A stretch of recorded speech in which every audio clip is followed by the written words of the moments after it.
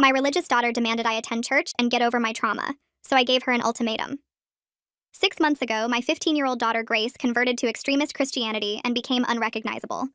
She went from outgoing teenager to Bible-obsessed recluse who judges everyone. She cut off her gay brother Daniel, leaving whenever he visits. She nags me constantly about church, fundraisers, Bible study, wanting me involved in everything. 2 months ago, after she nagged me all day about joining her church, I exploded and told her why I'll never step foot in a church. When I was 13, I was raped by my pastor. She went quiet. I thought she understood. A week later, she started again. Just become Christian. You don't have to attend church. I shut her down. We've been going back and forth since. Tonight, she crossed every line. After my 10-hour shift, she started nagging at dinner. I told her to stop. She said, "I get what happened is bad, but it happened over 20 years ago. Get over it. Open your heart to Christ." My stare made her excuse herself upstairs. I stormed up to her room. This ends one of 2 ways. Stop nagging about your Christian nonsense or pack your Bible and get out. You can live with your father. Her father, my ex-husband Chris, is a practicing Satanist, something Grace doesn't know. 24 hours to decide. This morning, Grace's room was empty. She'd left a note. "I choose God over you." I called Chris. Did Grace show up? No, why would she? I explained everything. Chris went silent. "Claire, I haven't been a Satanist for years. I converted to Christianity. I attend New Life Ministry." My blood went cold. That was Grace's church. You converted her? No, I had no idea she attended. But if she's not with either of us... I called her best friend Caroline. Have you seen Grace? She's at Pastor Julius's house. She's been staying there since last night. Pastor Julius? From New Life. He's been mentoring her. He said she could stay whenever things got tough at home. Every alarm screamed in my head. A 15-year-old staying with an adult man. How long has this been going on? Few months. He picks her up for youth group, drives her home. They have one-on-one Bible study. He says she's special, that God has plans for her. I hung up, called police, then drove to New Life Ministry. I'd sworn never to enter a church again, but my daughter was in danger. I pushed past the secretary to Pastor Julius's office. He was there with Grace, sitting too close on a couch, his hand on her shoulder. "Mom? What are you doing here?" "We're leaving, now." Pastor Julius stood, mid-30s, artificial charm perfected. Grace came for spiritual guidance. She's safe here. "Get your hand off my daughter." "Mom, you're embarrassing me. Pastor Julius says I'm special." God's plan. I looked at this man, saw my pastor from 27 years ago. "Grace, we're leaving." "No. Pastor Julius says God brought us together for a reason." I noticed her necklace, an expensive gold cross I'd never seen. "Where did you get that?" Pastor Julius gave it to me, for my dedication. I looked around his office. Photos covered one wall. All girls, all Grace's age, all wearing identical gold crosses.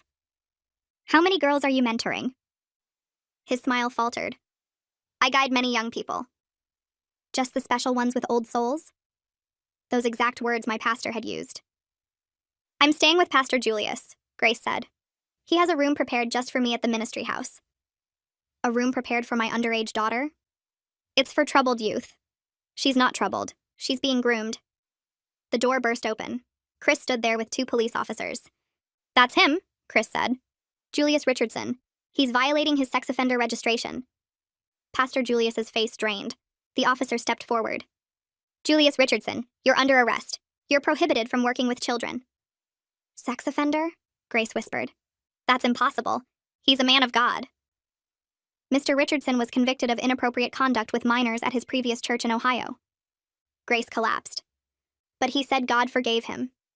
He said his past was washed clean. Chris knelt beside her. Predators don't change. They just find new hunting grounds. As they led Pastor Julius out, he called, "Grace, remember what we discussed about your mother's trauma, how some people use victimhood to control others." Grace looked at me with tears. "He said you were lying about being raped. He said victims always lie. That's what predators say to protect themselves." But he showed me articles, studies. "Did he show you his conviction records?" She broke down sobbing. Chris said quietly, "All those one-on-one Bible studies." I looked at Grace. "Honey, did anything happen during your sessions?" She was silent too long. "He said it was holy. He said Mary was young too when God chose her. He said I was chosen." I felt sick. Chris was already calling the detective. Grace's next words stopped me cold. "Mom, I think I'm pregnant." My world tilted. "What?" He said if it happened, it would be God's will, like Mary. Chris grabbed his phone. "We need a hospital. Now." "There's more," Grace whispered. "The ministry house. There are other girls there. Caroline, Sarah, Rebecca. We all have the same necklace. We all have special rooms." "How many?" I asked. 7, all between 14 and 16. The detective on Chris's phone was already dispatching units to the ministry house. Grace grabbed my hand. "Mom, he has videos. Of all of us. He said they were for documenting our spiritual journey." "But—" She didn't need to finish. "Where?" the detective asked through the phone. "His office computer. Password is Matthew 19:14, the verse about letting children come to him." Detective Dickerson pulled his phone from his pocket and punched in a number with quick, hard jabs. Grace sat on the church office couch where Pastor Julius had been sitting with her just minutes before, her whole body shaking like she was freezing even though the room was warm. I kept my hand on her shoulder, trying to ground her, trying to tell her without words that I was here and I wasn't leaving. Chris stood by the door talking fast into his own phone, giving the address of the ministry house to someone named Joan Hanks. I caught pieces of what he was saying about locked rooms and cameras and other girls, and my stomach twisted tighter with every word. Grace had gone pale, staring at her hands like she'd never seen them before. The gold cross necklace hung against her shirt and I wanted to rip it off her neck and throw it across the room. Dickerson finished his call and crouched down in front of Grace, his voice gentle but urgent. He needed to know exactly where Pastor Julius kept his computer, what kind of security he had, whether anyone else had access to the files. Grace answered in a whisper, explaining that Pastor Julius kept the laptop in his desk drawer at the ministry house, that he always locked it when he wasn't using it, that he made each of them watch him upload the videos after their sessions. My hands clenched into fists hearing her describe it so matter-of-factly, like she didn't understand what those videos really were. Dickerson asked if Pastor Julius had talked about sharing the files with anyone, and Grace shook her head, but then she paused. He'd mentioned something about a private server for backup, about keeping everything safe in case something happened to his computer. Dickerson swore under his breath and made another call, this time to someone he called the forensic tech, explaining they needed to move fast before anyone could access the system remotely. Chris finished his call and came over to us, his face gray. Joan Hanks was mobilizing a team to hit the ministry house in 20 minutes, and they needed us to stay here at the church until they secured the location. Grace started crying again, quiet tears running down her face. She kept saying the other girls' names over and over like a prayer or a confession. Caroline, Sarah, Rebecca, and 4 others I didn't know. 7 girls total, all of them believing Pastor Julius when he said God chose them special. I thought about those girls right now in their locked rooms at the ministry house, not knowing police were coming, maybe thinking they were safe and blessed and loved. My chest felt so tight I could barely breathe. The ministry house sat 3 blocks from the church, a plain 2-story building that looked like any other rental in the neighborhood. Joan Hanks arrived with 6 other officers, all of them wearing regular clothes instead of uniforms, so they wouldn't spook anyone inside. Dickerson had driven us over to wait in his car half a block away where we could see but not interfere. Grace pressed her face against the window, watching the officers approach the front door. Chris sat in the back seat with his hand on Grace's shoulder, and I could hear him breathing hard like he'd been running. The officers knocked first, then used a key they'd gotten from the church office to unlock the door. They went in fast, spreading through the house in pairs.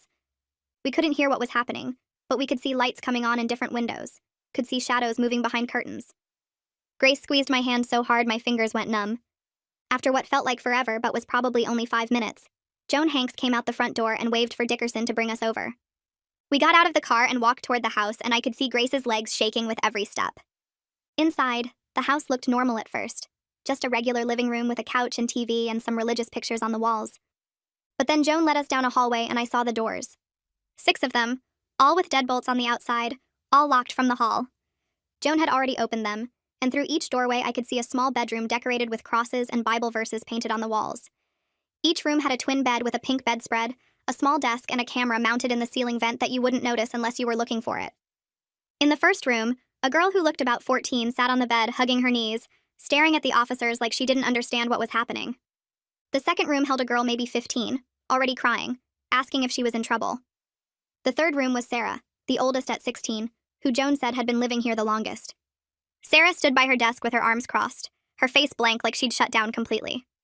The other 3 girls were in various states of confusion and fear, and all of them wore the same gold cross necklace Grace had.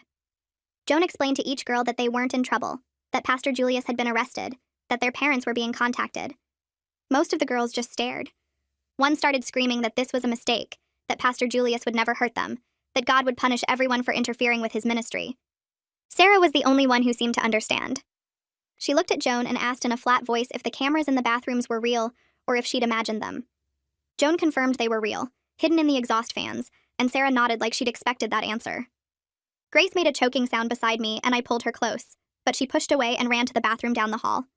I heard her getting sick, and Chris went after her while I stayed frozen in the hallway, looking at these 6 rooms that were supposed to be safe spaces for spiritual growth, but were actually cells for keeping victims controlled and documented. The ambulances showed up 10 minutes later, 3 of them lined up outside the ministry house. The paramedics were gentle with the girls, explaining they were going to the hospital for medical checks, that their parents would meet them there. Most of the girls went quietly, too shocked or confused to protest. The one who'd been screaming about God's punishment fought the paramedics until Joan finally convinced her that going to the hospital didn't mean she'd done anything wrong. Grace and I rode in the first ambulance, and Grace gripped my hand so hard I thought she might break bones. She kept whispering the same thing over and over, that she was so stupid. How could she be so stupid? Why didn't she see what was happening? I tried to tell her she wasn't stupid, that Pastor Julius was a professional predator who'd done this before, that he'd targeted her specifically because she was smart and searching for meaning. But Grace just shook her head and cried harder, saying she should have known. Everyone always says to watch out for men like that. Why didn't she watch out? The paramedic in the back with us tried to help, explaining that predators are experts at manipulation, that they spend months or years building trust before they start the abuse. Grace wouldn't listen. She'd pulled her knees up to her chest and wrapped her arms around them, making herself as small as possible. I wanted to hold her, but she kept pulling away every time I tried, so I just sat there with my hand on her shoe, the only contact she'd allow. Through the ambulance window, I could see Chris's car following us with Caroline in the passenger seat. Caroline had her face in her hands, and I knew she was crying too, probably blaming herself for not telling someone sooner about Pastor Julius's behavior. The ambulance driver took us to County General, the biggest hospital in the area, and I could see news vans already pulling into the parking lot. Someone had tipped off the media, and now this nightmare was going to play out in public. Grace saw the cameras and made a sound like a wounded animal, and the paramedic radioed ahead to have security ready to keep the reporters away from the emergency entrance. The emergency department had cleared a private section for all 7 girls and their families. A woman in her 40s with kind eyes and an ID badge that said Virginia Silva met us at the intake desk.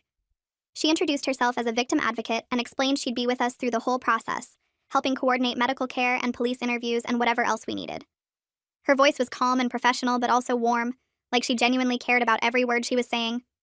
She took Grace's hand and explained exactly what the medical examination would involve, step by step, no surprises. Grace finally stopped shaking as Virginia talked, and I realized this was the first adult besides me who'd spoken to her today without either judgment or pity. Virginia explained they'd do a physical exam to document any injuries, collect evidence for the criminal case, and run tests for pregnancy and infections. Grace would have a female doctor and nurse, and Virginia would be in the room the whole time if Grace wanted. Grace nodded and asked in a tiny voice if I could come too. Virginia said, of course, whatever made Grace feel safest. She led us to a private exam room and introduced us to Dr. Stowe, a woman in her 50s who specialized in assault cases. While we waited for the exam to start, Virginia told us her husband Archibald was a child psychologist who worked with trauma victims, and he was already at the hospital coordinating crisis counseling for all 7 girls. The hospital social worker Lawrence Riggs was setting up a private waiting area for all the families, and Virginia promised we'd have privacy and support through everything that came next. Grace asked how many other families were here, and Virginia said all 6, that we were about to meet 6 other parents going through the exact same nightmare. Grace started crying again, saying she'd brought this on all of them by telling Pastor Julius about her family problems, by making herself such an easy target. Virginia stopped her gently and explained that predators don't need victims to make themselves easy targets, because predators create the circumstances that make targeting possible. Grace looked at her like she didn't understand, and Virginia said they'd talk more about that later. But for now, Grace needed to focus on getting through the medical exam. The waiting room Lawrence had set up was down a side hallway away from the main emergency department. When we got there after Grace's exam started, I saw parents sitting in small groups, some crying, some just staring at nothing. A woman about my age sat in the corner with her face in her hands, her whole body shaking with sobs. A man in a police uniform sat with his head down, his hands clasped so tight his knuckles were white. He kept saying the same thing over and over, that he should have known, he should have seen it. How could he miss the signs when he's trained to spot predators? His wife sat next to him rubbing his back, but she looked just as destroyed. Another couple stood by the window holding each other, not saying anything, just holding on like they'd fall apart if they let go. Virginia moved between families with a box of tissues and a clipboard, checking in with everyone, making sure they had what they needed. She'd stop and listen when someone needed to talk, offer resources when someone asked about next steps, and somehow maintain this sense of calm authority that made me feel like maybe someone actually knew what they were doing here. I sat down in a chair by myself because Chris was still with Caroline, and I realized I was barely holding myself together. My hands were shaking and my chest felt tight, and I kept seeing those locked bedroom doors over and over in my head. A woman sat down next to me and introduced herself as Rebecca's mother. She asked if my daughter was one of the 7, and when I nodded, she started crying and apologizing. She said Rebecca had been missing school 3 days a week for 4 months for church activities, and she'd never questioned it because Pastor Julius had convinced her that Rebecca was mentored for youth leadership. She'd thought her daughter was safe, thought the church was providing guidance and community, and instead they'd handed her child to a predator with a criminal record. I didn't know what to say to that, so I just sat there while she cried, and Virginia brought her tissues and water she didn't drink. Grace's exam took 2 hours, and when she finally came out of the exam room, she wouldn't look at anyone. Her face was blank, her eyes unfocused, and she walked like she was moving through water. Dr. Stowe asked to speak with me and Chris privately, and Virginia took Grace to sit in a quiet corner while we followed the doctor to a small office. Dr. Stowe closed the door and explained in careful, clinical language that they'd found evidence consistent with sexual assault, both recent and older injuries that suggested multiple incidents over time. They'd collected everything needed for the criminal case, documented everything with photos and samples, and started Grace on emergency contraception and medications to prevent infections. The pregnancy test would take a few hours for results, but they'd already drawn blood and sent it to the lab. Dr. Stowe's voice stayed professional and detached while she described what they'd found, and I realized she had to stay detached, or she'd never be able to do this job. But hearing her describe my daughter's injuries in medical terms made everything feel surreal, like we were talking about someone else's child, someone else's nightmare. Chris asked if Grace would need surgery or ongoing medical treatment, and Dr. Stowe said no. The injuries would heal on their own, but Grace would need significant psychological support to process the trauma. She recommended a therapist who specialized in assault cases involving religious manipulation, and she gave us a referral card with a phone number. When we came back out to the waiting area, Grace was sitting with Virginia, not talking, just sitting. I sat down next to her and tried to take her hand, but she pulled away and wrapped her arms around herself. She wouldn't look at me, wouldn't look at Chris, just stared at the floor like she wished she could disappear into it. Detective Dickerson found us in the waiting room an hour later and asked if we could talk privately. He led me, Chris, and Virginia to a small conference room down the hall and closed the door. His face looked grim as he opened his laptop and turned it toward us. He explained they'd already accessed Pastor Julius's computer and found over 200 video files dating back 3 months. Each file was labeled with a girl's name and a date, and the content ranged from counseling sessions where Pastor Julius manipulated the girls psychologically to explicit documentation of sexual abuse. Dickerson's voice stayed flat and professional as he described what they'd found, but I could see the anger in his jaw, the way his hands clenched when he talked about the files. He said this level of documentation suggested Pastor Julius was either planning to sell the material or use it to control the girls long-term, probably both. The videos showed him gradually escalating physical contact during counseling sessions, testing boundaries, normalizing touch, and then moving to explicit abuse while using religious language to frame everything as holy and chosen by God. Dickerson said they'd also found journals where Pastor Julius described each girl's vulnerabilities, her family situation, what manipulation tactics worked best on her. Grace's journal entries talked about her conflict with me over religion, her desperate need for spiritual community, her guilt about rejecting her brother. Pastor Julius had identified every weak point and exploited it systematically. I felt sick reading the clinical way he'd analyzed my daughter's pain and turned it into an access point for abuse. Chris made a choking sound and pushed away from the table, and I realized he was about to throw up. Virginia got him a trash can just in time, and he heaved into it while Dickerson and I sat there not knowing what to do. When Chris finally stopped, he looked at Dickerson with tears running down his face and asked how many other churches Pastor Julius had done this at before New Life. Dickerson said they were still investigating his history, but his conviction in Ohio involved similar patterns with teenage girls at his previous church. Chris broke down completely after we left the conference room, and I'd never seen him cry like that before. He kept apologizing over and over, saying this was his fault for bringing Grace to New Life Ministry, for not researching the church more carefully, for not noticing the signs that something was wrong. He said he should have asked more questions when Grace started spending so much time at church, should have met Pastor Julius sooner, should have checked his background. I wanted to tell him it wasn't his fault, that Pastor Julius was a professional predator who'd fooled an entire church congregation, but I was too angry at the universe to comfort anyone. So I just sat there in the waiting room feeling numb while Chris cried and Virginia brought us coffee we didn't drink.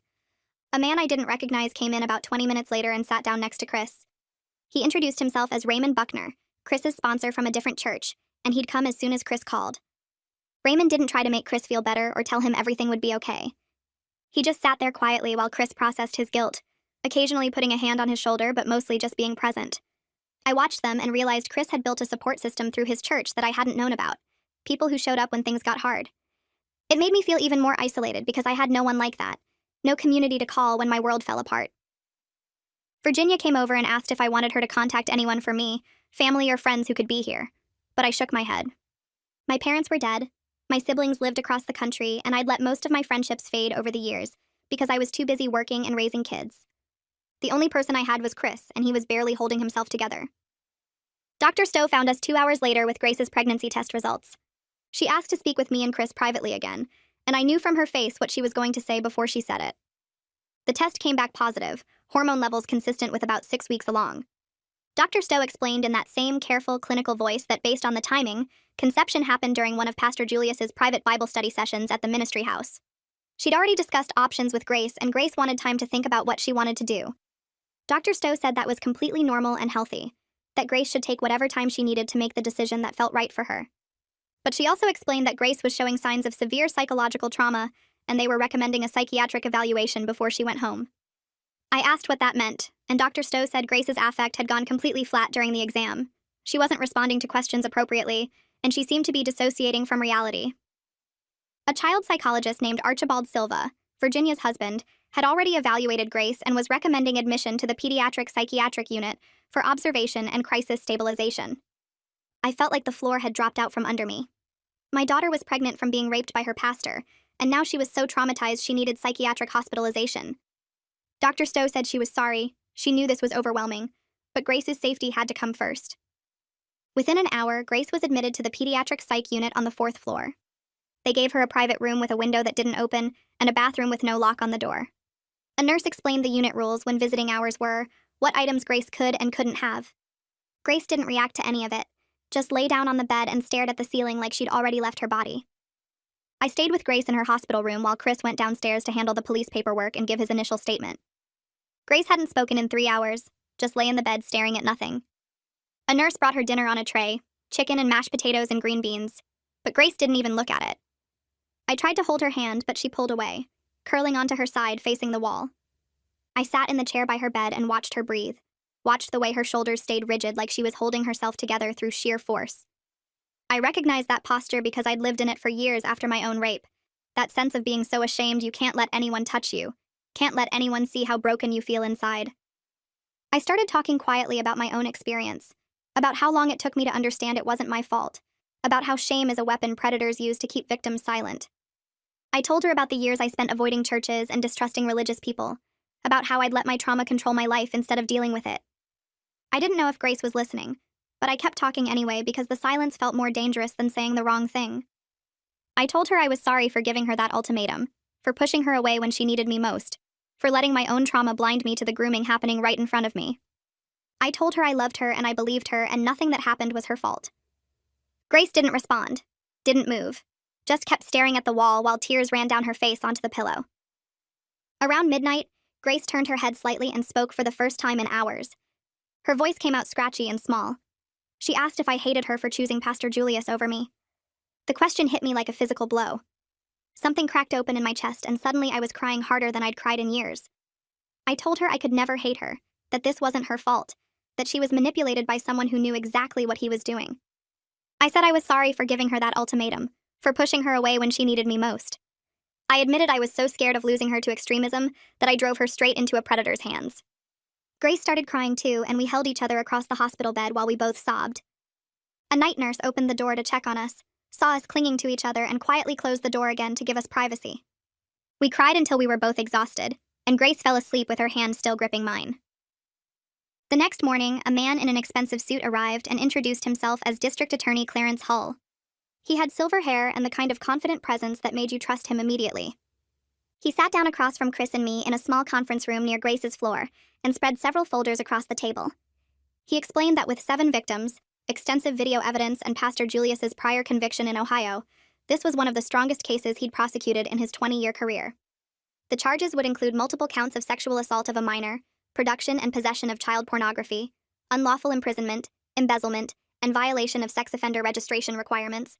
Hull walked us through each charge carefully, explaining what the prosecution needed to prove and what the likely outcomes were. He estimated Pastor Julius was looking at 25 to 40 years in prison, based on the evidence they already had.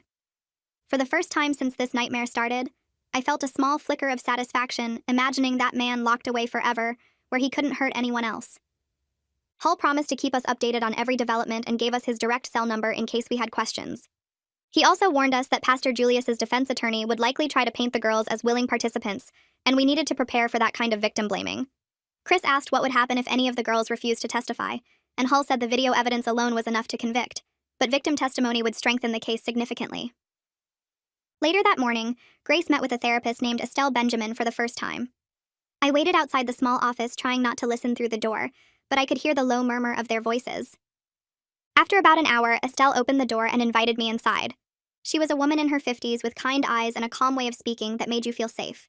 She explained that Grace was experiencing complex trauma that involved both the sexual abuse itself and the religious manipulation that groomed her into compliance. Grace had to process not just what Pastor Julius did to her body, but how he twisted her faith and spirituality to make her believe the abuse was holy and was chosen by God. Estelle said this kind of religious trauma was particularly damaging because it corrupted something that should have been a source of comfort and meaning. She recommended intensive therapy 3 times a week for at least the first few months, and she mentioned that if Grace's psychiatric symptoms didn't stabilize, we might need to consider a residential treatment program. I looked at Grace sitting there looking so small and broken, and I told Estelle we would do whatever Grace needed. Money didn't matter. Time didn't matter. Grace's healing was the only thing that mattered now. That afternoon, Chris and I met with all the other victims' families in a large group session facilitated by Virginia. We gathered in a community room at the hospital, and I watched other parents file in looking as devastated and shell-shocked as I felt. Virginia had us sit in a circle and invited each family to share their story if they felt comfortable. One by one, parents described how Pastor Julius had targeted their daughters. A mother with red-rimmed eyes explained how he identified her daughter as spiritually gifted during a church retreat. A father with his jaw clenched tight talked about how Pastor Julius isolated his daughter from the family by convincing her that her parents didn't understand her faith journey. Another mother described how Pastor Julius created dependency through intensive mentorship, always being available when her daughter needed someone to talk to, slowly becoming the most important person in her life. As we shared our experiences, a horrifying pattern emerged. Pastor Julius used nearly identical tactics with each girl. He identified them as special and chosen, isolated them from family and friends, created emotional dependency through constant attention and validation, introduced physical touch gradually starting with shoulder squeezes and side hugs, and finally used religious language to normalize the sexual abuse as something holy and ordained by God. One father, a big guy with tattoos covering his arms, asked if we should hire a lawyer to sue the church for letting this happen. Suddenly, everyone was talking at once about accountability and justice beyond just the criminal case. Virginia let the conversation flow for a few minutes, then gave us contact information for an attorney named Bridget White, who specialized in institutional abuse cases. She said Bridget had successfully sued several churches and organizations for failing to protect children from predators. Caroline showed up at the hospital that evening asking to see Grace. I wasn't sure Grace was ready for visitors, but when I asked her, she nodded. Caroline came into the room and immediately burst into tears. She sat on the edge of Grace's bed and apologized over and over for not telling someone sooner about Pastor Julius's behavior. She said she knew something felt wrong about how much time he spent with Grace, about the way he touched her shoulder and looked at her, about the expensive gifts and the special attention. Caroline said she tried to hint to Grace that it seemed weird, but Grace always defended him and said Caroline just didn't understand their spiritual connection. Grace reached out and grabbed Caroline's hand. She told Caroline it wasn't her fault, that she wouldn't have believed Caroline anyway because she was so completely manipulated. Grace said Pastor Julius made her think everyone who questioned him was jealous or spiritually immature. They cried together while I stood by the window trying to give them space.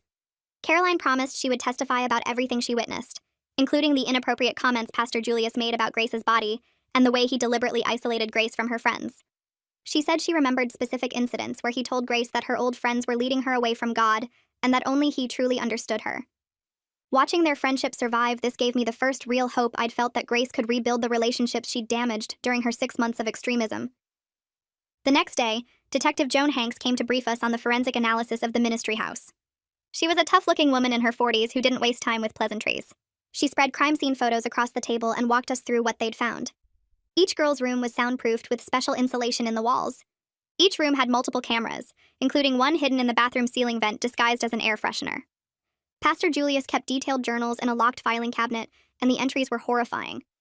He described his spiritual connection with each girl, his plans for deepening their faith journey, and specific details about what he did to them. The journals made it clear that every word and action was calculated and deliberate. Jones said they also found financial records showing he'd been embezzling church funds for 8 months to maintain the ministry house and buy gifts for the girls. He'd taken over $40,000 from various church accounts and covered it up by manipulating the bookkeeping. The fraud charges would add years to his sentence. Joan explained that the level of planning and documentation suggested Pastor Julius was either planning to sell the videos or use them to control the girls long term if they ever tried to leave or report him. I felt sick listening to her describe the methodical way he'd built his trap. 4 days later, Grace was discharged from the psychiatric unit with diagnoses of acute stress disorder and major depressive episode. The hospital social worker went over her discharge instructions, including medication for anxiety and depression, and scheduled follow-up appointments with Estelle. When they asked where Grace wanted to go, she said she wanted to come home with me instead of going to Chris's place. That felt significant, like maybe she was starting to trust me again. I'd spent the previous 2 days converting my home office into a bedroom for her. I moved out my desk and filing cabinets, brought in a new bed with soft sheets, hung curtains she'd picked out years ago and made it feel like a safe space. I also went through the house and removed everything that might remind her of her extremist phase. I boxed up all the Bible study materials, the prayer journals, the Christian music CDs, the devotional books, and stored them in the garage. When Grace walked into her new room, she looked around and her eyes filled with tears. She thanked me quietly, then went straight to the bed and lay down. She didn't come out for dinner that night or breakfast the next morning. Chris started visiting every day after work. He would sit in the chair next to Grace's bed even when she didn't want to talk, just being present while she stared at the ceiling or slept. He brought her favorite foods from before her conversion, things she used to love but hadn't eaten in months. Thai curry from the place near his apartment, chocolate croissants from the bakery downtown, strawberry smoothies that he made himself. At first, Grace wouldn't touch any of it, but slowly over the course of a week, she started eating small amounts. One evening, I was doing dishes and heard them talking quietly in her room. Grace was asking him about his journey to Christianity, why he chose it, how he knew it was real. Chris admitted he didn't have all the answers, that faith was complicated and personal. Grace asked him how he knew his church was safe, how he could trust religious leaders after what happened. Chris said he didn't know for certain, but he'd learned to look for red flags like leaders who isolated members from family, who claimed special authority over people's personal lives, who discouraged questions or critical thinking. He promised he would be more careful about where he placed his trust, and he said he'd already left New Life Ministry and started attending a different church with better accountability structures. Daniel called that weekend and asked if he could visit Grace. I was surprised when Grace said yes. He drove 3 hours from college and showed up with a huge care package, fuzzy socks with little cats on them. Her favorite candy from when they were kids, those sour gummy worms she used to eat by the bagful. A card that just said, "I love you no matter what," in his messy handwriting. Grace took one look at him standing in her doorway and burst into tears. She apologized over and over for how she treated him, for judging his sexuality, for telling him he was going to hell, for cutting him out of her life completely. Daniel sat on her bed and hugged her while she cried into his shoulder.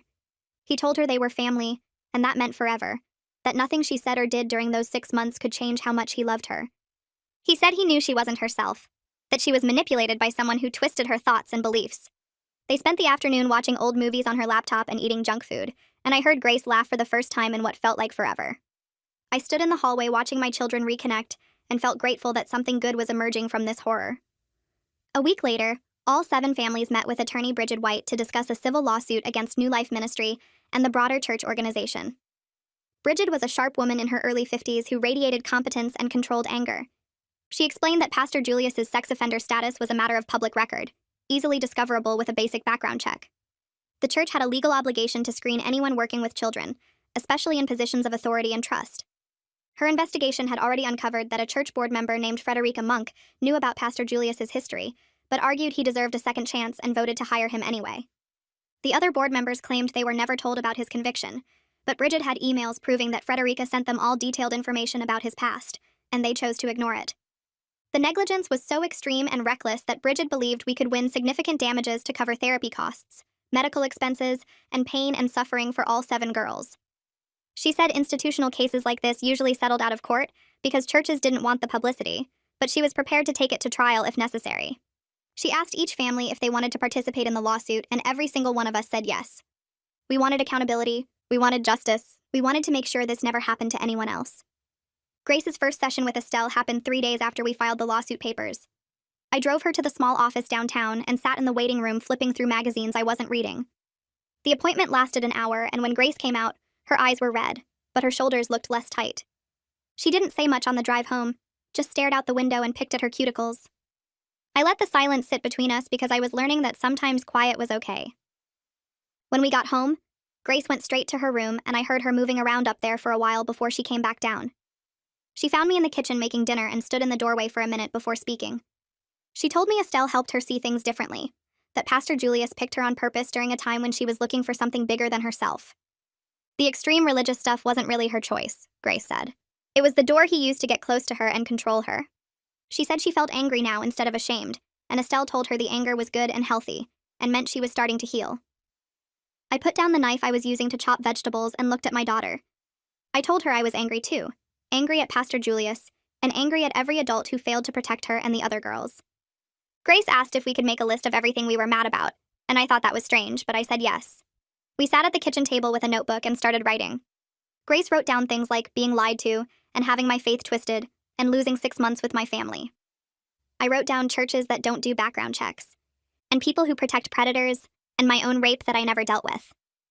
We filled 3 pages, and by the end we were both crying, but it felt different from the hopeless crying from before. This felt like we were doing something, taking action, naming the things that hurt us. Detective Dickerson called 2 days later and asked if Chris and I could come to the station. His voice on the phone sounded heavy and tired. Chris met me there, and we sat in a small conference room with bad fluorescent lighting while Dickerson pulled up files on his laptop. The forensic tech finished going through all the videos, he told us, and the situation was worse than they first thought. Pastor Julius had been running the ministry house for 8 months, not 3 like they originally believed. There were 4 other girls before the current 7, girls who had since turned 18, or moved away, or just disappeared from the church. Dickerson was trying to track them down and contact them, because each one made the case stronger, but also made it clearer how long this had been happening. He showed us a timeline on his computer screen with dates and names, and I felt sick looking at how organized and deliberate it all was. Pastor Julius had a system, a pattern he repeated with each girl. Dickerson said they were reaching out to the earlier victims through social media and old phone numbers, and so far they'd located 2 of them. Both confirmed similar experiences to what Grace and the others described. I asked Dickerson how this went on for 8 months without anyone noticing, and he said that was exactly what the investigation was trying to figure out. Someone at the church had to know something, he said. Too many girls coming and going from that house, too many private meetings, too many red flags that got ignored. Chris sat next to me with his hands clenched into fists on the table, and I could see the muscle in his jaw working. I thought about all those girls and their families, all the parents who trusted a church to keep their kids safe, all the lives that got damaged because adults didn't do their jobs. The rage I felt was different from any anger I'd experienced before. It was cold and focused, and it made me want to tear down every institution that protected predators. Grace came to me a week later while I was folding laundry in the living room. She sat on the couch and twisted her hands together, and I could tell she had something important to say. She told me she'd been talking with Estelle about her options regarding the pregnancy, and she'd made a decision. She wanted to end it. I stopped folding and sat down next to her and told her Chris and I would support whatever choice she made. Grace's eyes filled with tears, and she said carrying the pregnancy would mean 9 months of being reminded every day of what Pastor Julius did to her. 9 months of her body changing because of his crimes. She said Estelle helped her understand this was about her own body and her own future, and she had the right to choose. I hugged her and told her she was brave and strong, and I was proud of her for making a decision that was hers. We called Chris together, and he came over that evening, and the 3 of us sat in the kitchen while Grace explained her choice. Chris cried and told Grace he supported her completely, and he asked what she needed from us. Grace said she just needed us to be there with her when it happened. Virginia connected us with a clinic that worked specifically with assault survivors, and when we called, they were so kind and gentle on the phone that Grace visibly relaxed. We scheduled the intake appointment for the following Monday, and Grace seemed lighter after that, like making the choice gave her back some control over her life. The night before the appointment, Grace came into my room and crawled into bed next to me like she used to when she was little. She asked if I thought she was doing the right thing, and I told her there was no right or wrong, only what felt right for her. She fell asleep there, and I stayed awake watching her breathe, grateful that she trusted me again. The morning of the intake appointment, news broke that Pastor Julius's lawyer was filing motions to suppress the video evidence. Chris called me from work after seeing it online, his voice tight with anger. The lawyer's name was Wagner, and apparently he was known for defending sex offenders with aggressive legal tactics. Wagner claimed the search of Pastor Julius's computer was improper, and the evidence should be thrown out. I felt panic rising in my chest because without those videos, Would there be enough proof? I called Clarence Hull's office, and his assistant said he was already aware and preparing his response. Hull called me back an hour later and told me not to worry. Every motion Wagner filed was getting shut down with detailed legal arguments, and the judge had already ruled the evidence was fine and could be used in court. But then Hull's voice got harder, and he said Wagner was doing something else now. Something worse. He was leaking information to the media, telling reporters that the girls were willing participants in consensual relationships. Suddenly, our private nightmare was playing out on the news. I turned on the TV, and there it was. A segment about the case with Wagner's face on screen talking about how teenage girls sometimes develop crushes on authority figures. I wanted to throw the remote through the screen. Virginia called within minutes and told me she was on her way over. When she arrived, she brought printouts of media coverage and a plan for how we should handle it. She said not to read the comments online, not to engage with reporters, not to respond to anything Wagner said publicly. The victim blaming would be intense, she warned, and we needed to protect Grace and the other girls from as much of it as possible. But even trying not to look, it was impossible to avoid completely. Someone at Chris's work mentioned seeing the story. A neighbor asked me about it at the grocery store. Grace's school counselor called to check in because students were talking about it. The feeling of being exposed and judged was suffocating. The day of Grace's procedure arrived, and both Chris and I took her to the clinic. We got there early in the morning, and there was a single protester outside holding a sign about God's plan. Grace saw the sign and froze on the sidewalk, her face going pale. Chris immediately stepped between Grace and the protester and said something I couldn't quite hear, but his voice was firm and protective. The protester's face changed, and they actually said they were sorry. They didn't know, and they lowered their sign. Chris guided Grace inside with his hand on her back, and I followed, shaking with adrenaline. The clinic staff were wonderful and compassionate. They took Grace back for the procedure, and Chris and I sat together in the recovery room waiting. Neither of us talked much. Chris kept checking his phone, and I kept staring at the wall. After about 2 hours, a nurse brought Grace out in a wheelchair looking groggy and pale but peaceful. She reached for both our hands and squeezed them. On the drive home, Grace was quiet for a while, and then she said she felt like she got part of herself back. She said she knew the procedure didn't erase what happened, but it meant she wasn't carrying Pastor Julius's crime in her body anymore. Then she said something that surprised me. She said she thought she might still believe in God, but she needed to figure out what that meant for herself, separate from everything Pastor Julius taught her. Chris and I exchanged looks in the front seat. I told her that made sense, and she had time to figure it out. Grace fell asleep in the back seat, and Chris carried her into the house and up to her room. A few days later, Caroline called and asked if she could organize a small get-together with some of Grace's old friends from before her conversion. She said the girls really wanted to see Grace and support her, but they didn't want to push if Grace wasn't ready. I asked Grace, and she said yes, she wanted to see them. Caroline came over on Saturday afternoon with 3 other girls I recognized from Grace's freshman year. They brought movies and nail polish and bags of candy. I stayed downstairs giving them space, but I could hear them laughing and talking in Grace's room. Normal teenage girl sounds that I hadn't heard in this house for months. At one point, I walked past Grace's door and saw them all sitting on the floor painting each other's nails while a movie played on Grace's laptop. None of them were asking Grace about what happened. They were just being her friends, talking about school and boys and regular things. Grace was smiling and participating, and the difference in her face was striking. She looked more like herself than she had in half a year. Daniel called while the girls were there, and they put him on video chat. He joined the conversation from his dorm room, and all the girls started teasing Grace about her gospel music phase. Grace actually laughed and threw a pillow at the screen. Daniel told her she still owed him an apology for deleting all his Beyoncé songs from the shared family account. The teasing was gentle and affectionate, and Grace took it well, even joining in making fun of herself. When the girls left that evening, Grace came downstairs and hugged me. She said she forgot how good it felt to just be normal with her friends. 2 weeks later, Bridget called and said someone from the church board wanted to apologize to the families. Her name was Frederica Monk, and she was the board member who'd pushed to hire Pastor Julius, despite knowing about his past. Bridget strongly advised against meeting with her, said it could complicate the lawsuit, but she was leaving the decision up to each family. I talked to Chris about it, and we both felt like we wanted to hear what she had to say. 3 other families agreed to meet as well. Bridget arranged for the meeting to happen at her office so there would be a neutral space and legal representation present. Frederica arrived looking 10 years older than her actual age. Her face was drawn and her hands shook when she sat down. She told us she made a terrible mistake advocating for Pastor Julius's hiring. She said she believed in redemption and second chances, that she thought everyone deserved forgiveness and an opportunity to prove they'd changed. She never imagined he would hurt children again, especially not on this scale. She said she'd been praying and going to therapy and trying to understand how she got it so wrong. Her remorse seemed real and deep, but it didn't change anything. I looked at this woman who helped put a predator in charge of children, and I felt nothing but cold anger. When she finished talking, I told her I couldn't forgive her right now. Maybe someday, but not now. Her choice enabled 8 months of abuse. Her belief in redemption over child safety led directly to 7 girls being hurt. She started crying and said she understood. The other parents said similar things. One father told her she should resign from every church position she held. She said she already had. When she left Bridget's office, she looked smaller and broken, but I couldn't feel sorry for her. My sympathy was reserved for the girls whose lives got damaged because adults made bad choices. 6 weeks after Pastor Julius's arrest, the preliminary hearing happened at the county courthouse. All 7 girls had to testify briefly about their experiences, so the judge could determine if there was enough evidence to proceed to trial. Estelle had been working with Grace to prepare her for testifying, teaching her grounding techniques and ways to stay present if she got triggered. Virginia met us at the courthouse and sat with Grace in the witness waiting room. The other families were there too, all of us looking tired and tense.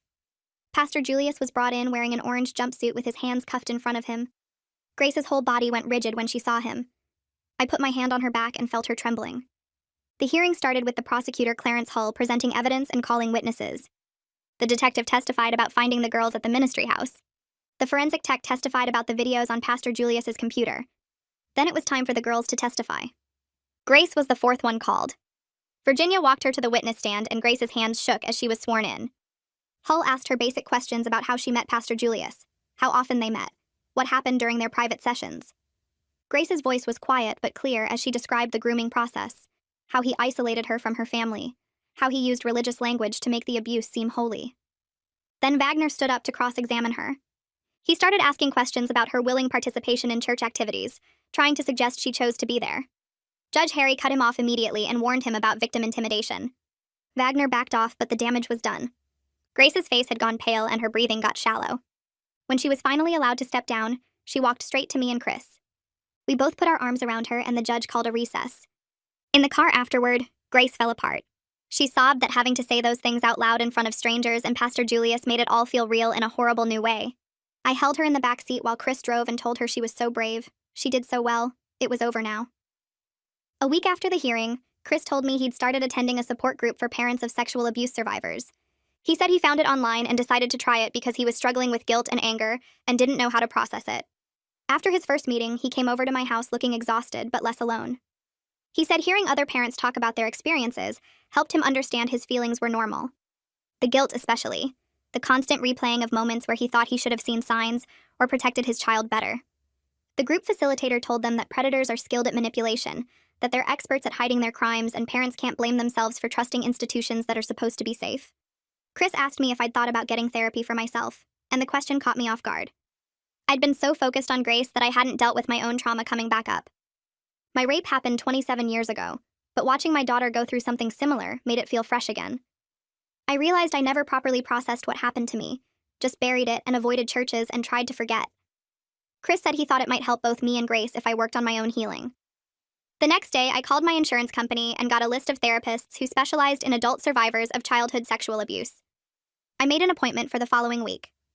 3 weeks after the preliminary hearing, Bridget called with news about the civil case. The church organization's insurance company made their first settlement offer, $50,000 per victim to avoid going to trial. Bridget's voice was tight with anger when she told me the number. She said it was insultingly low, barely enough to cover a year of intensive therapy, let alone a lifetime of medical and mental health care these girls would need. She was countering with $500,000 per victim plus full coverage of all therapy and medical expenses for life. She warned that negotiations could take months, and the insurance company would try to drag it out, hoping families would get tired and accept less. All 7 families got on a conference call and agreed unanimously to let Bridget fight for appropriate compensation. We weren't backing down. During that call, one of the other mothers suggested we form a group chat, so we could support each other through the legal process. We all exchanged numbers, and by that evening the chat was active with parents checking in on each other, sharing resources, venting frustrations.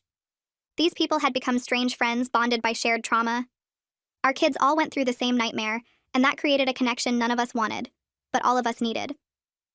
I called the school counselor the next morning and explained that Grace needed to come back but would need help. The counselor, Mrs. Stowe, set everything up without making me repeat the details. Grace got a reduced schedule, extra time on assignments, and permission to leave any class if she needed to. Mrs. Stowe talked to all Grace's teachers privately, so they'd know to give her space without asking questions. The first day back, Grace came downstairs dressed for school, but looking like she might throw up. I drove her even though she usually took the bus, and I watched her walk through those front doors with her shoulders hunched like she was bracing for impact. Caroline met her at the entrance and linked arms with her, and that small gesture made my chest hurt in a good way. When I picked Grace up that afternoon, she collapsed into the passenger seat and didn't say a word the whole drive home. She went straight to her room and slept until dinner. The next 4 days went the same way. She'd drag herself to the school, Caroline would stick to her side, and she'd come home completely drained. By Friday, I asked if she wanted to quit, take the rest of the semester off, but she shook her head. She told me Pastor Julius had already stolen 6 months of her life, and she wasn't giving him her education too. That weekend, I made my own phone call to a therapist named Dr. McButler, who specialized in adult survivors of childhood sexual abuse. My insurance covered it, and Dr. McButler had an opening the following Tuesday. I almost canceled 3 times before the appointment, but I forced myself to go. Dr. McButler's office was in a regular building, not connected to any church, which helped. She was maybe 50, with gray hair and calm eyes that didn't show pity when I told her about being raped at 13 by my pastor. We spent that first session just on the basics: what happened, how I'd coped, why I was coming in now. I told her about Grace and Pastor Julius, and how watching my daughter go through this made my own rape feel like it happened yesterday instead of 27 years ago. Dr. McButler asked what I'd done to process my trauma back then, and I admitted I'd done nothing. I'd told my parents, they'd pulled me out of that church, and we'd all agreed to never speak of it again. I'd spent nearly 3 decades avoiding churches, treating all religious people with suspicion and carrying rage I'd never properly dealt with. The anger had just lived inside me, getting bigger and meaner, until I'd exploded at Grace for her conversion. Dr. McButler pointed out that my unhealed trauma affected how I parented Grace, especially my inability to separate her genuine faith exploration from the grooming that was actually happening. I'd been so triggered by her Christianity that I'd missed the real danger signs, and then I'd given her an ultimatum that pushed her straight into Pastor Julius's arms. Dr. McButler was quick to add that I wasn't responsible for his crimes, that predators are skilled at finding and exploiting vulnerable kids, but I could acknowledge that my reaction made Grace more vulnerable. That was hard to hear, but also weirdly helpful, like someone finally named the guilt I'd been drowning in. She gave me homework, writing exercises about my rape, and I left feeling wrung out but slightly less trapped. Daniel called that night to say he was coming home for Thanksgiving, and suddenly it was November. Chris and I coordinated the dinner, deciding to host it at my place since Grace was more comfortable there. Daniel arrived Wednesday night with bags of groceries and a determination to make this feel normal. Thanksgiving morning, the 4 of us worked in my kitchen together. Chris handled the turkey, I made sides, Daniel baked pies, and Grace set the table. It felt stiff at first, like we were all playing roles in a family we used to be. Then Daniel started telling this story about his roommate trying to cook ramen in a coffee maker and somehow setting off the fire alarm at 2 in the morning. Grace actually laughed, a real laugh I hadn't heard in months, and she jumped in with her own story about a chemistry lab where someone mixed the wrong chemicals and created this smell so bad they had to evacuate the whole science wing. Chris and I traded glances across the kitchen, both of us barely breathing, afraid to break whatever spell was making our kids sound like themselves again.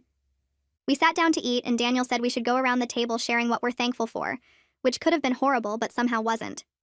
Daniel said he was thankful for family that sticks together. Grace said she was thankful for Caroline and for second chances. Chris said he was thankful we were all here. I said I was thankful we were healing. We ate turkey and stuffing and pumpkin pie, and slowly the conversation got easier. Grace asked Daniel about his classes. Chris told a funny story about a customer at his work. I shared gossip about my coworkers. We were careful with each other but not fragile, and by the time we cleared the dishes, I felt something I hadn't felt in over a year. Hope that maybe we could actually rebuild something functional from all this wreckage. The Monday after Thanksgiving, Clarence Hull called to say Pastor Julius's trial date was set for late February, 3 months away. He wanted to meet with all the victims and families to prepare us for what trial would involve. We gathered in a conference room at the courthouse, all 7 families plus Hull and his assistant prosecutor.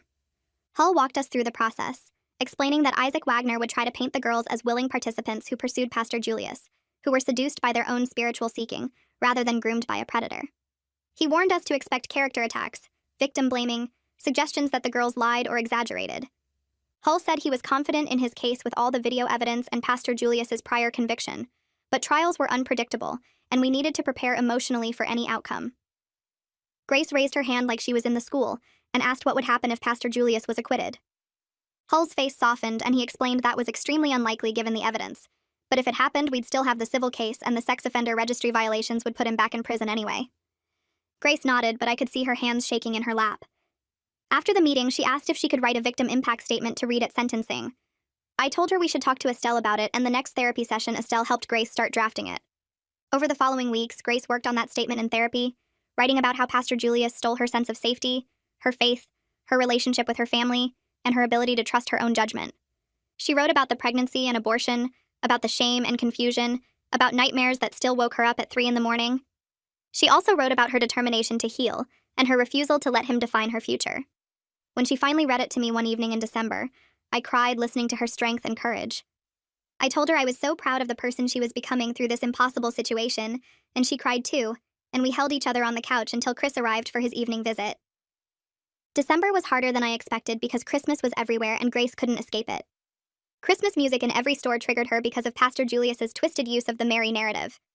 Nativity scenes made her physically sick. Church bells sent her into panic attacks. After finding her crying in the car outside the grocery store because they were playing Silent Night over the speakers, I made a decision. I called Chris and Daniel and said we were skipping Christmas entirely, taking a trip to the beach instead where we could make new memories without religious overtones. Chris found a rental house on the coast, and we drove down 2 days before Christmas.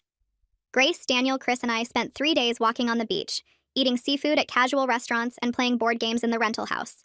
No Christmas music, no nativity imagery, no church services, just family and ocean and space to breathe. Grace seemed lighter there, away from everything familiar and triggering. She told me one night while we walked on the beach that being somewhere new helped her feel less trapped by what happened, like maybe she could build a life beyond the trauma. We came home after Christmas, and in early January, Bridget called with news about the civil case. Her investigation had uncovered something major. The church organization's regional leadership had received 2 complaints about Pastor Julius from parents at his previous church before New Life hired him. The complaints were vague but mentioned inappropriate attention to teenage girls, and leadership had dismissed them as misunderstandings.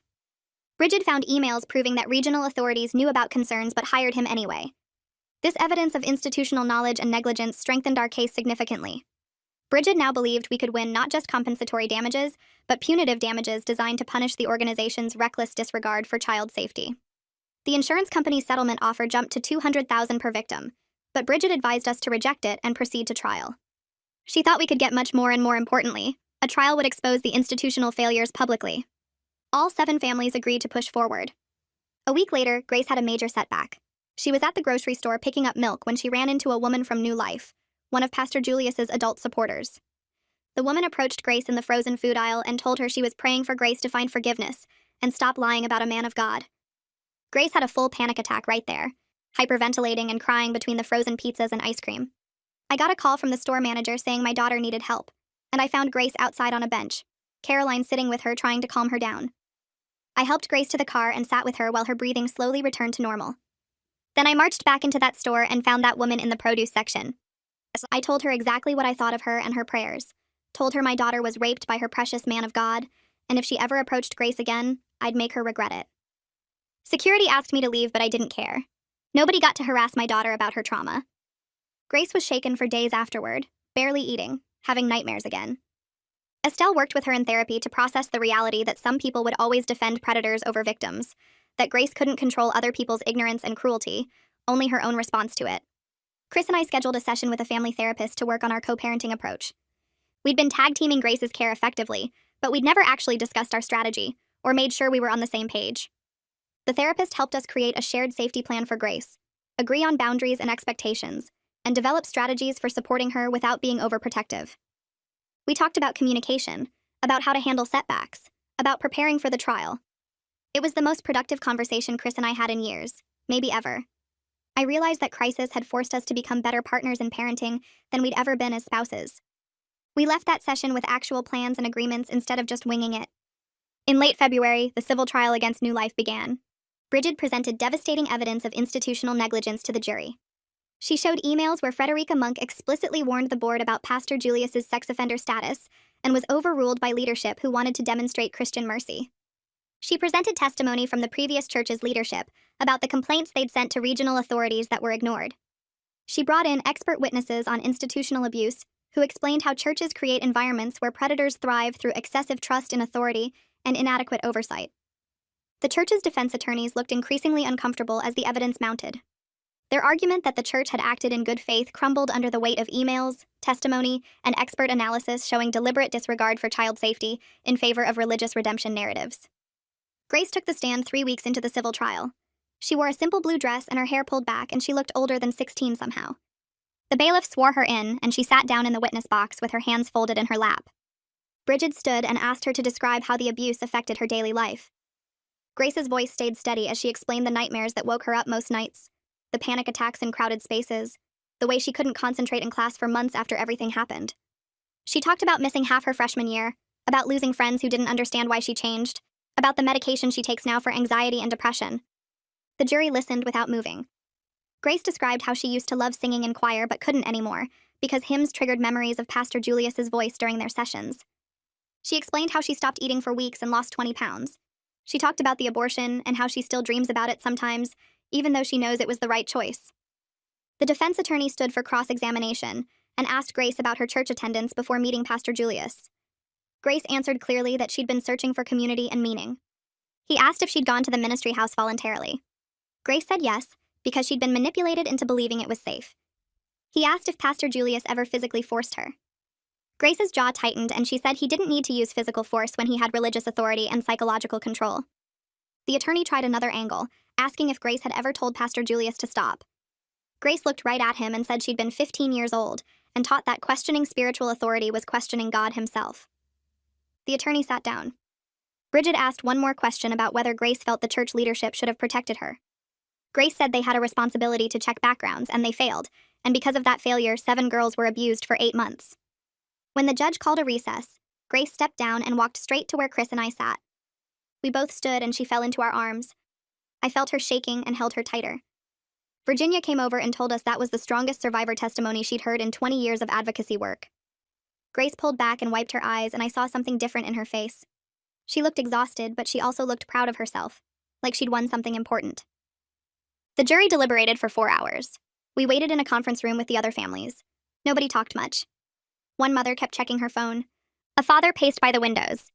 Grace sat between Chris and me with her leg bouncing. When the bailiff came to bring us back to the courtroom, we all filed in and took our seats. The jury foreman stood and read the verdict.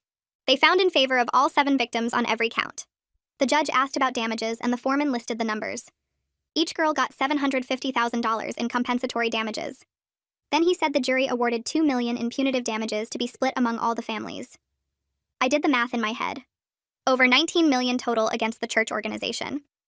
Bridget leaned over and whispered that this would bankrupt the regional organization and force multiple church closures. Some people might feel bad about churches shutting down. I didn't.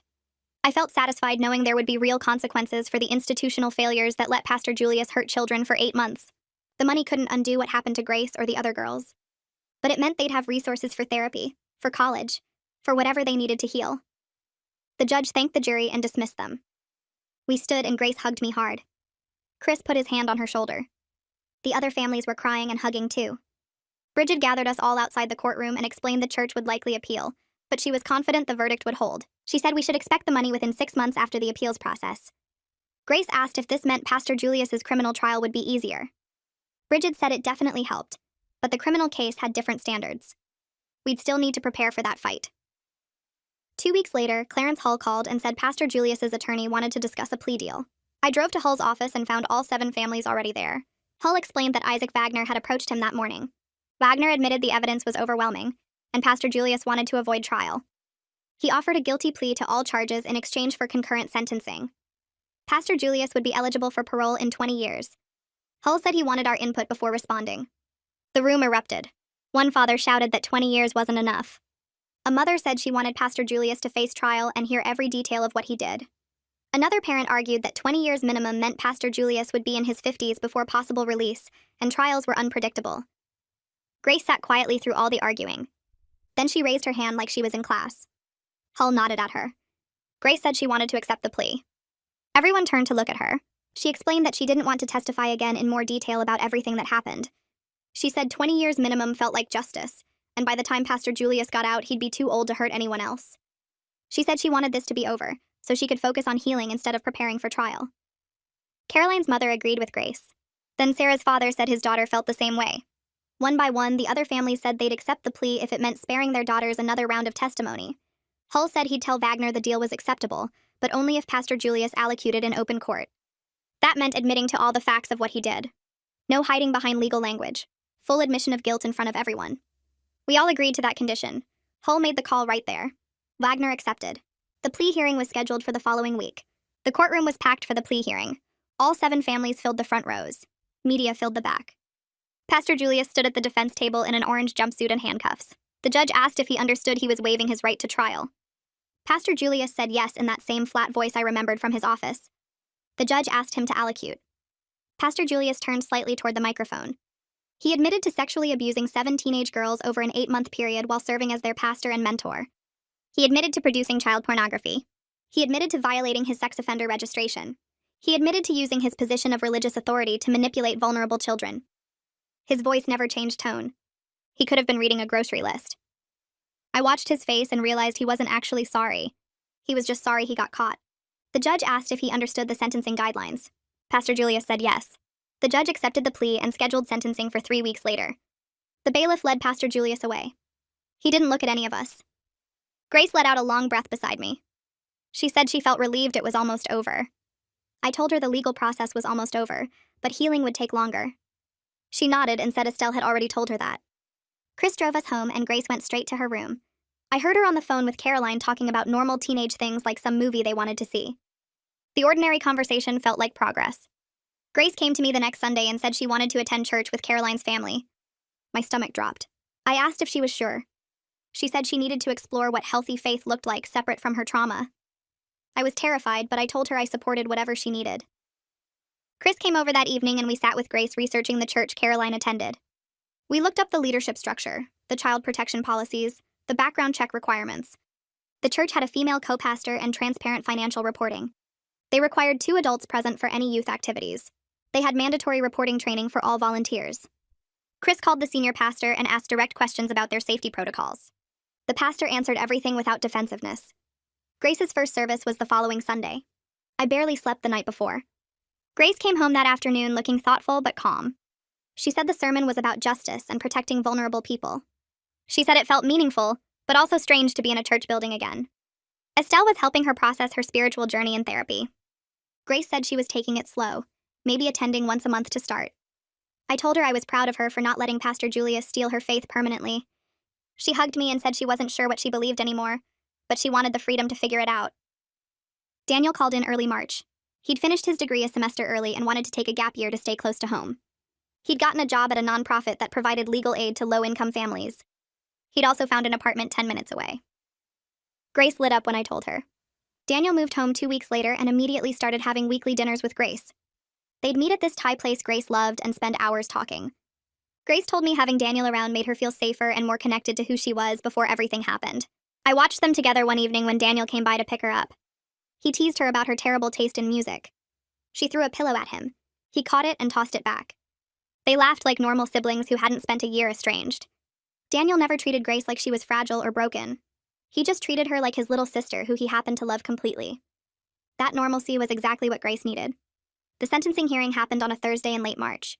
All 7 girls had prepared victim impact statements. The courtroom filled with families, supporters, and media. The judge called the first victim. She walked to the podium and read about how Pastor Julius stole her childhood and her trust in adults. The second girl talked about her eating disorder and self-harm. The third described dropping out of school. Each statement built on the last until the weight of collective trauma felt crushing. Grace went last. She stood at the podium with her statement in shaking hands. Then she looked up and her voice came out clear and strong. She described what Pastor Julius did and how it affected every part of her life. But she also talked about who she was becoming despite him. She said she was learning to trust again, to build healthy relationships, to find meaning in her survival. She said he'd tried to destroy her, but he'd failed because she was stronger than he'd counted on. She said she hoped he spent every day of his 40 years in prison thinking about the 7 lives he'd damaged, and knowing he'd lost everything while they'd gone on to build futures he couldn't touch. The judge listened to every word. Then he announced the sentence. 40 years in prison with no possibility of parole for 25 years. Lifetime sex offender registration. Lifetime supervision if ever released. The bailiff moved to lead Pastor Julius away. He turned and looked at the 7 girls one last time with that same artificial charm.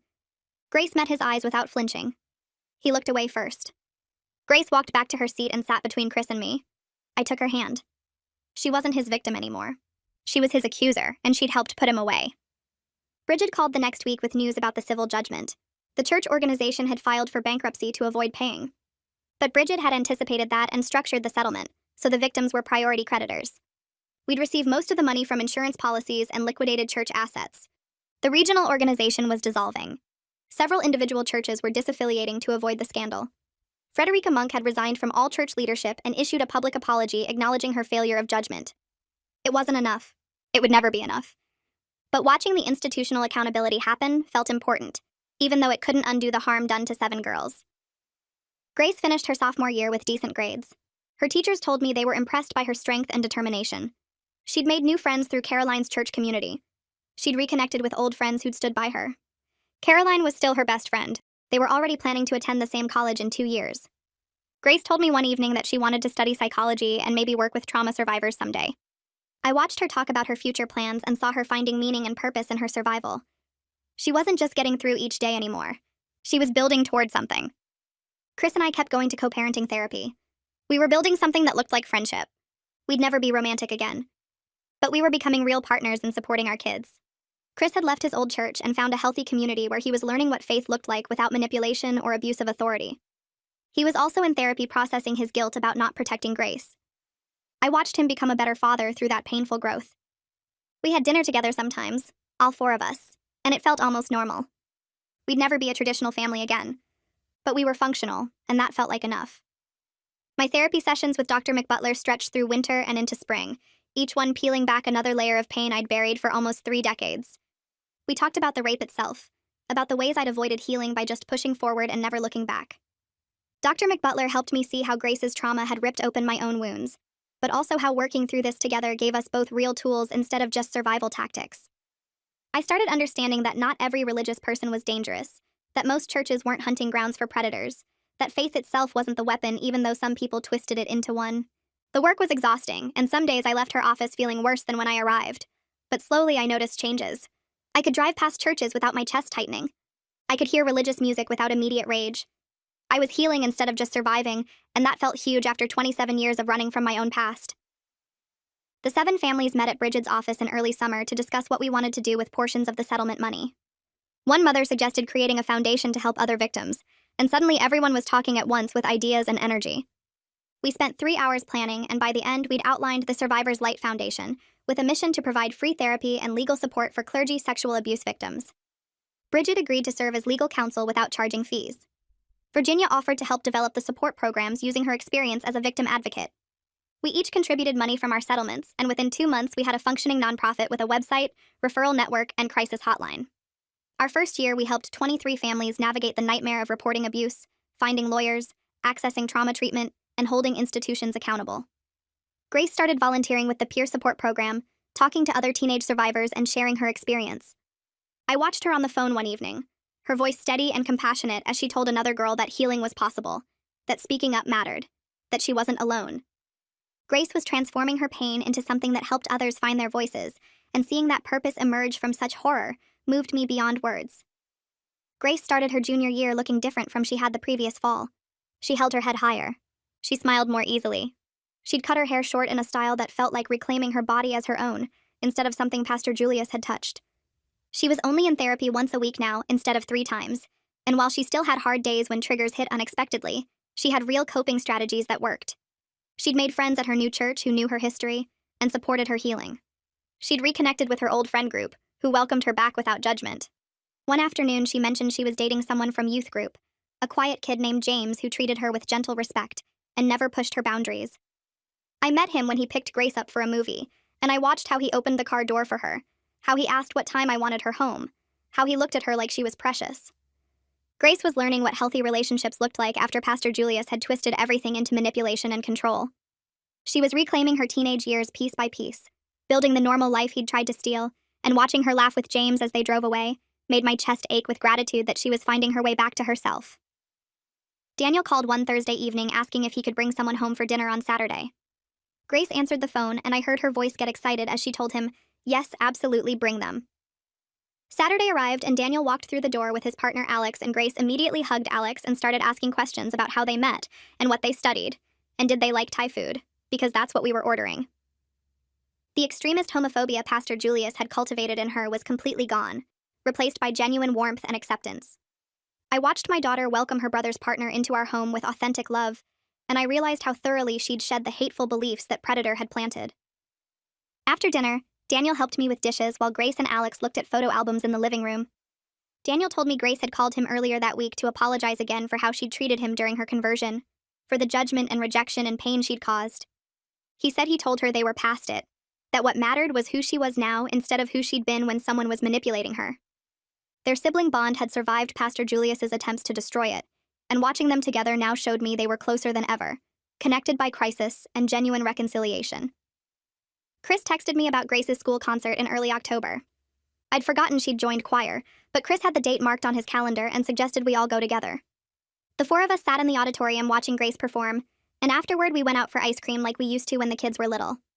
We weren't a traditional family anymore, hadn't been for years, but we were functional, and that felt like winning. Grace and Daniel bickered over who got the last spoon of my sundae. Grace teased Daniel about his terrible singing voice and how he'd better never join choir. Chris and I traded stories about the kids' elementary school concerts and actually enjoyed each other's company without tension or resentment. The trauma would always be part of our history, woven into our family story in ways we couldn't erase, but it wasn't defining our present anymore.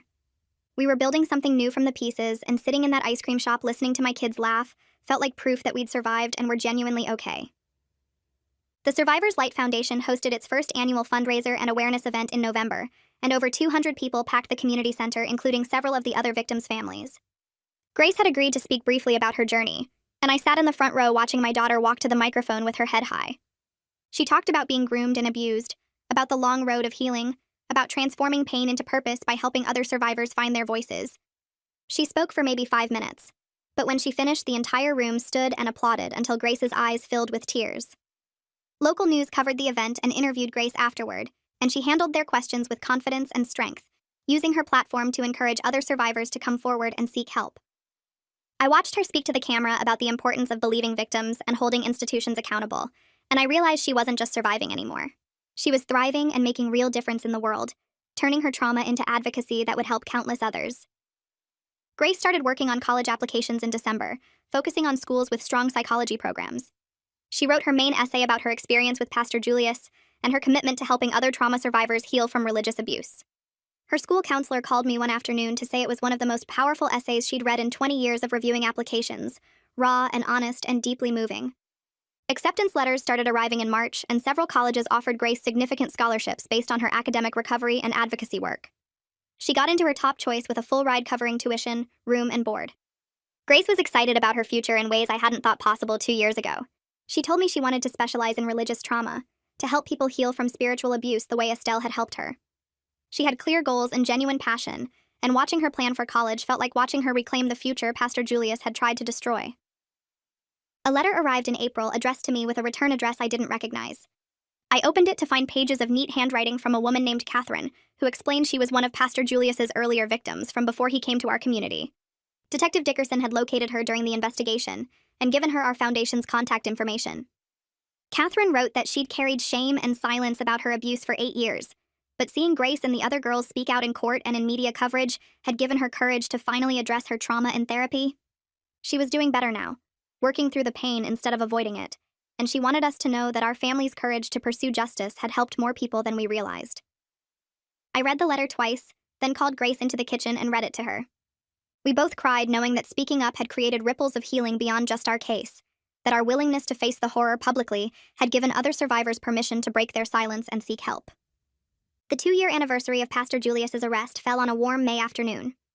Grace asked if we could visit the beach where we'd spent that first Christmas after everything happened, and I drove us there without hesitation. We walked along the shore with our shoes off, waves washing over our feet, and talked about how far we'd both come. Grace had transformed from traumatized victim to empowered advocate. I'd moved from avoidant survivor to someone actively healing instead of just surviving. Grace told me that what happened to her was horrible, and she wouldn't wish it on anyone, but it had also shown her how strong she was and what she wanted to do with her life. She said she was grateful for our relationship now, built on honesty and mutual respect instead of the conflict and control that had defined us before. I told her I was proud of the person she was becoming, proud of her strength and compassion and determination to help others. I meant it with my whole heart, and saying those words on that beach felt like closing one chapter and opening another. Grace's graduation arrived in June with perfect weather and a packed stadium. She walked across the stage to receive her diploma with honors, and she was also recognized for her advocacy work with a special award for resilience and community service. Chris, Daniel, and I sat together in the bleachers cheering so loud people turned to look at us, but we didn't care. Afterward, we took what felt like a million photos of Grace in her cap and gown, smiling genuinely happy in ways that made my chest tight with emotion. She'd worked incredibly hard to get here, pushing through trauma and depression and anxiety to maintain her grades and graduate on time with her class. This moment represented not just academic achievement, but her complete reclamation of the future Pastor Julius had tried to steal.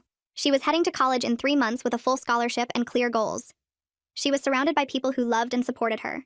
She was genuinely okay, and watching her celebrate with her friends, while Chris and Daniel and I stood together, as her family felt like the best possible ending to the worst chapter of our lives. Story continuation. The week before Grace left for college, she asked if we could visit Estelle together for one final therapy session. I drove us to the office on a Tuesday morning, and Grace was quiet the whole way there, picking at her cuticles the way she did when something weighed on her. Estelle welcomed us into her familiar office with the soft gray couch and the plants in the corner, and Grace sat between us looking smaller than usual. She started talking about how scared she was to leave, how the support system here had become her safety net, and then she turned to Estelle with tears already forming. She thanked Estelle for helping her heal, said she couldn't have survived without that support, and her voice cracked on the last word. Estelle leaned forward and told Grace something I'll never forget. She said Grace did all the hard work herself, that therapy just provided tools and space for Grace's own strength to come out. Grace cried harder then, and I reached for her hand while Estelle passed her tissues. Grace admitted she was terrified to leave home and lose access to everything that helped her heal. Estelle reminded her she was taking all her coping skills and growth with her, that healing wasn't tied to this office or this town. I promised Grace I was always just a phone call away, no matter what time or what she needed. Chris and Daniel had joined us for the last 15 minutes, and they both echoed the same thing, that Grace had a whole team behind her even when she was hours away. We threw Grace a going-away party the following Saturday, and our house filled with all her friends, both the ones from before everything happened, and the new ones she'd made through her healthy church community. Caroline stood on a chair in the living room and gave a toast that made everyone laugh and cry at the same time. She talked about their friendship surviving everything and lasting forever, about how Grace was the strongest person she knew. The kids spent hours laughing and sharing stories, taking endless selfies with their phones held high, and it was exactly the normal teenage celebration Grace deserved. Daniel showed up with a huge care package he'd put together, and when Grace opened it, she found pepper spray, a list of emergency contacts laminated and hole-punched, and a framed photo of our family from last Christmas.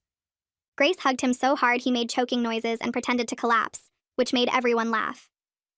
Chris and I stood together near the kitchen watching our kids surrounded by friends and love, and we shared this look that said everything. We'd all made it through the darkness to this moment of light, and it felt impossible and precious at the same time. I drove Grace to college on a Sunday in late August, my car packed so full I could barely see out the back window. The drive took 3 hours, and we listened to her favorite playlist and talked about everything except the hard stuff. Her dorm was in a building called Harry Hall, and we hauled boxes up 3 flights of stairs because the elevator was broken. Her roommate arrived an hour after us, a girl named Jessica who seemed kind and normal, studying biology and from a town 2 hours west. Grace had already connected with the campus counseling center during orientation and located the nearest therapist who specialized in trauma, and she showed me the appointment card for her first session the following week. She was taking care of herself, building new support systems, and I could see she was ready even though my chest felt tight watching her arrange her desk and hang posters. When it was time for me to leave, I hugged her in the parking lot and didn't want to let go. She whispered thank you for believing me and fighting for me, and I had to swallow hard before I could answer. I told her I would always fight for her, always believe her, always love her exactly as she was, no conditions or limits. I watched her walk back to her dorm in my rearview mirror, and I cried the whole first hour of the drive home. Grace called me after her first week of college, and the change in her voice was immediate. She sounded excited and energized in a way I hadn't heard in years, talking fast about her classes and her new friends. She'd joined the psychology club at their first meeting and already signed up to help with their peer mentoring program. Her roommate was great, her professor seemed interesting, and she loved her abnormal psychology class most of all. She told me about one moment of anxiety when a girl in her dorm mentioned attending a church service, and Grace felt her chest get tight and her hands start shaking. But she used her coping skills, did the breathing exercises Estelle taught her, and the moment passed without becoming a full panic attack. She told me she felt free in a way she hadn't since before Pastor Julius entered her life, and hearing the joy in her voice made every hard moment of the past 2 years worth it. She was building the life she deserved, doing it with strength and courage and hope, and I told her how proud I was before we hung up. Chris and I attended a Survivors Light Foundation board meeting in October, where we reviewed the impact of our first 2 years of operation. The conference room held 12 people, including Bridget and Virginia and several other parents from the original 7 families. The numbers on the presentation screen showed we'd helped 67 families navigate clergy abuse cases, provided over $300,000 in free legal services, and connected hundreds of survivors with therapists who specialized in trauma.